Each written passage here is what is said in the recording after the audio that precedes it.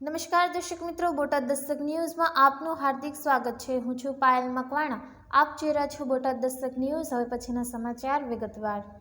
3 વર્ષથી મમ્મી દ્રૌપદી મુર્મુની રાહ જોતો ધ્રુવ રાજ્યપાલ હતા ત્યારે દત્તક લીધો। અધિકારીઓ ગિફ્ટ આપવા આવતા, રાષ્ટ્રપતિ બનતા જ બધું બંધ। મમ્મી ક્યારેક મને મળવા આવજો, તમારી ખૂબ યાદ આવે છે। જ્યારથી હું હોસ્ટેલમાં આવ્યો છું તમે એકવાર પણ મળવા નથી આવ્યા। પહેલાં તમે મને દિવાળી પર ગિફ્ટ મોકલતા હતા, 3 વર્ષ થઈ ગયા, હવે તો તમારી ગિફ્ટ પણ નથી આવતી। ઝારખંડના ધાલભૂમગઢની લોયલા બોર્ડિંગ સ્કૂલની બેન્ચ પર બેસીને મમ્મીની રાહ જોતો 13 વર્ષનો ધ્રુવ કોઈ સામાન્ય બાળક નથી। ધ્રુવ, જેમને મમ્મી કહે છે, તેઓ દેશના રાષ્ટ્રપતિ દ્રૌપદી મુર્મુ છે। દ્રૌપદી મુર્મુ 2015માં ઝારખંડના રાજ્યપાલ હતા ત્યારે તેમણે ધ્રુવને દત્તક લીધો હતો। તે વખતે ધ્રુવ માત્ર 3 વર્ષનો હતો, હવે તે 8મા ધોરણમાં ભણે છે। 3 વર્ષ પહેલાં 25 જુલાઈ 2022ના રોજ દ્રૌપદી મુર્મુ ભારતના 15મા રાષ્ટ્રપતિ બન્યા। ત્યારથી જ ધ્રુવને મમ્મીની રાહ છે। ભાસ્કરની ટીમ જ્યારે ધ્રુવ પાસે પહોંચી ત્યારે તે સ્કૂલની બહાર બેન્ચ પર બેઠો હતો। નામ પૂછતા તેણે હળવેકથી હસીને માથું હલાવ્યું। વાતચીતમાં ધ્રુવ ધીમે ધીમે ખુલે છે। તે કહે છે, હું 8મા ધોરણમાં ભણું છું। આ સ્કૂલમાં 2019માં આવ્યો હતો। મારું એડમિશન દ્રૌપદી મુર્મુએ કરાવ્યું હતું। તેઓ ભારતના રાષ્ટ્રપતિ છે અને હું તેમને મમ્મી કહું છું। હું નાનો હતો ત્યારે મમ્મી રાજભવન બોલાવતા, ચોકલેટ આપતા, ગિફ્ટ મોકલતા। હવે 3 વર્ષથી કોઈ વાત નથી થઈ। દિવાળી આવે છે તો હું પૂછું છું કે મમ્મીએ કંઈ મોકલ્યું? દર વખતે જવાબમાં ના જ આવે છે। ધ્રુવ અમને હોસ્ટેલની અંદર લઈ ગયો। તે દિવસ રવિવાર હોવાને કારણે ક્લાસ નહોતા। કેટલાક બાળકો જાતે ભણી રહ્યા હતા। ધ્રુવે અમને પહેલા ફ્લોર પર ચાલવા કહ્યું। ત્યાં વિદ્યાર્થીઓ માટે ડોર્મિટરી છે। 60થી 70 બાળકોના પથારી ગોઠવેલા છે। લોખંડની રેકમાં વિદ્યાર્થીઓની પેટીઓ રાખેલી છે। એમાંથી એક પથારી અને પેટી ધ્રુવની છે। ધ્રુવ પેટી ખોલીને બતાવે છે। અંદર થોડા કપડાં, એક ટુવાલ અને ચંપલ છે। આ જ વસ્તુઓથી ધ્રુવનું જીવન ચાલે છે। ધ્રુવ 3 વર્ષની ઉંમરે પહેલીવાર રાજભવન ગયો હતો। હવે તેનું જીવન સ્કૂલ સુધી સીમિત થઈ ગયું છે। ક્યારેક તેની પાસે જરૂરની વસ્તુઓ પણ હોતી નથી। તે ઉદાસીભરી અવાજે કહે છે, ઘરેથી કંઈ આવતું નથી। સાબુ, વોશિંગ પાવડર, પેન પણ મિત્રો પાસેથી માંગવા પડે છે। હું પણ ઈચ્છું છું કે બીજા બાળકોની જેમ મારી પાસે પણ કપડાં અને ખાવાનું સામાન હોય। પછી હળવેકથી હસીને કહે છે, પહેલાં મમ્મી બધું મોકલતા, તેમને ખૂબ યાદ કરું છું। તેમની યાદ તો આવે છે। હોસ્ટેલમાં ક્યાંક ચૂપચાપ બેસી જાઉં છું।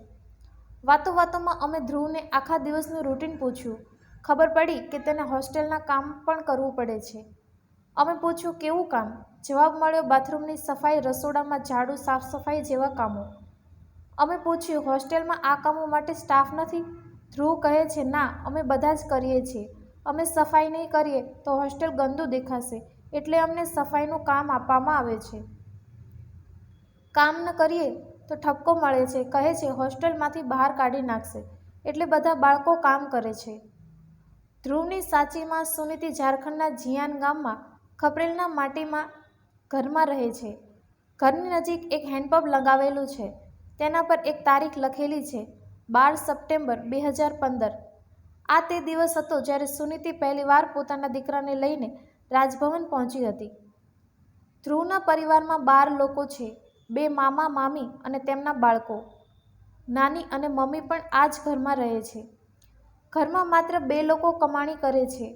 મોટા મામા મજૂરી કરે છે અને નાના મામા ડ્રાઈવર છે। ધ્રુવની માં પાંદડામાંથી દોના પત્તર બનાવીને વેચે છે। આનાથી તે થોડા પૈસા કમાઈ લે છે। જોકે આટલાથી ધ્રુવની તેની બધી જરૂરિયાતો પૂરી કરી શકાતી નથી। અમે સુનીતિને મળ્યા ત્યારે તે પત્તર બનાવી રહી હતી। સુનીતિ દિવ્યાંગ છે। ગુલાચ મુંડા નામના એક નક્સલીએ તેની સાથે બળાત્કાર કર્યો હતો। આનાથી ધ્રુવનો જન્મ થયો। ગુલાચ પહેલેથી જ પરિણીત હતો। તેના 2 બાળકો પણ હતા। ગામની પંચાયતે ગુલાચને કહ્યું હતું કે તે સુનીતાના બાળકને પોતાનું નામ આપે, છતાં ગુલાચે ધ્રુવને ક્યારેય પોતાની સાથે રાખ્યો નહીં। 1 વર્ષ પછી પોલીસ સાથેની અથડામણમાં ગુલાચનું મોત થયું। સુનીતિ પાસે બાળકને ઉછેરવા માટે કંઈ નહોતું। 2015માં તેણે ધ્રુવને દત્તક આપવાનો નિર્ણય કર્યો। એક અખબારથી અપીલ કરી, કોઈ મારા બાળકને દત્તક લઈ લે। સુનીતિની અપીલ તે સમયે ઝારખંડના રાજ્યપાલ દ્રૌપદી મુર્મુ સુધી પહોંચી। તેમણે મા દીકરાને રાજભવન બોલાવ્યા. ધ્રુવને ખોળામાં લઈને સુનીતિને કહ્યું કે હવે તેના શિક્ષણ અને સંભાળની જવાબદારી મારી છે. ત્યારબાદ ધ્રુવનું બોર્ડિંગ સ્કૂલમાં એડમિશન કરાવ્યું. તેની 10 વર્ષની ફી ભરી દેવાઈ. તહેવારો પર અધિકારીઓ તેના માટે ગિફ્ટ લઈને જતા. સુનીતિ કહે છે, પહેલીવાર હું દીકરાને લઈને રાજભવન ગઈ હતી ત્યારે રાજ્યપાલ દ્રૌપદી મુર્મુએ કહ્યું હતું, જે કંઈ થયું તે અમાનવીય છે. હવે તું એકલી નથી, હું હંમેશા તારા સંપર્કમાં રહીશ. તેમણે સરકારી યોજનાઓનો લાભ આપવા, ઘરની બહાર બોરિંગ કરાવવા અને પાઇપથી પાણી પહોંચાડવાનું કહ્યું. આ બધું તો થઈ ગયું, પણ તેમણે કહ્યું હતું કે કામ અપાવીશ. આ વચન હજુ અધૂરું છે. રાષ્ટ્રપતિ બન્યા પછી 3 મહિના અને 21 દિવસ બાદ દ્રૌપદી મુર્મુ ભગવાન બિરસા મુંડાની જયંતિ પર તેમના ગામ ઉલીહાતુ આવ્યા હતા. ધ્રુવને તેમણે ખાસ મહેમાન તરીકે બોલાવ્યો હતો. સુનીતિ પણ સાથે ગઈ હતી.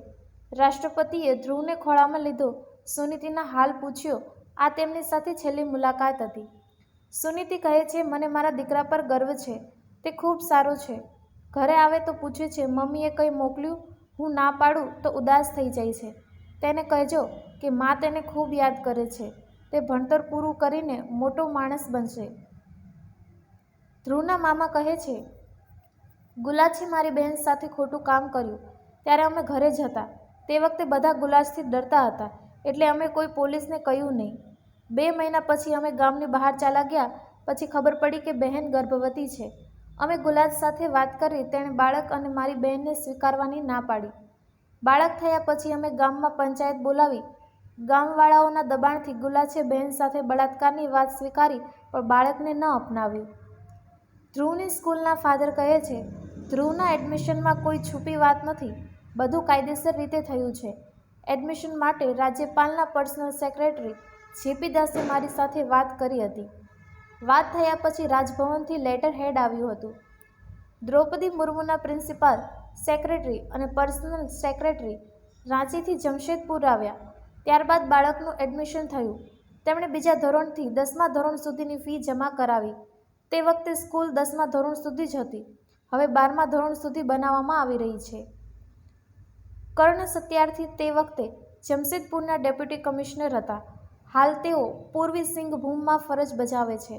અમે તેમને ધ્રુવ વિશે પૂછ્યું. તેમણે જવાબ આપ્યો, મને હાલ આ વિશે કોઈ માહિતી નથી. રાજભવન પાસેથી જાણીને જ કહી શકીશ. તેમણે અમને બાળકનું નામ અને સંપૂર્ણ વિગતો મોકલવા કહ્યું. ત્યારબાદ તેમનો જવાબ આવ્યો નહીં. અશોક કુમાર 2015માં બ્લોક ડેવલપમેન્ટ ઓફિસર હતા, જ્યારે ધ્રુવ અને તેની મા પહેલીવાર રાજભવન દ્રૌપદી મુર્મુને મળવા ગયા હતા.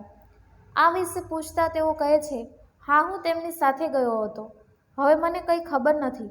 મારી ત્યાંથી બદલી થઈ ગઈ છે. એટલું કહીને તેમણે ફોન કાપી નાખ્યો. બીડીઓ સ્મિતા નાગેશિયા દિવાળી પર ધ્રુવ માટે ગિફ્ટ લઈને તેના ઘરે ગયા હતા. આ ગિફ્ટ રાજભવનથી મોકલવામાં આવતી. હવે તેમની પણ બદલી થઈ ગઈ છે. તેઓ કહે છે, ગિફ્ટ રાજભવનથી આવતી. હું તેમના ઘરે જઈને આપી દેતી. બસ એટલું જ હતું.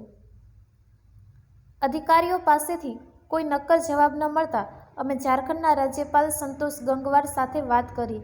ધ્રુવ વિશે પૂછતા તેમણે કહ્યું, હાલ હું રાંચીમાં નથી. હું આ વિશે જાણીશ ત્યારબાદ જ કંઈક કહીશ. અમે આ વિશે રાષ્ટ્રપતિ દ્રૌપદી મુર્મુના પ્રેસ સેક્રેટરી અજયસિંહ સાથે પણ વાત કરવાનો પ્રયાસ કર્યો. મેસેજ મોકલ્યા અને 2 વાર ફોન કર્યા. પછી પણ તેમની તરફથી કોઈ જવાબ ન મળ્યો. સૌજન્ય દિવ્ય ભાસ્કર, બોટાદ દસ્તક ન્યૂઝ, પાયલ મકવાણા, બોટાદ.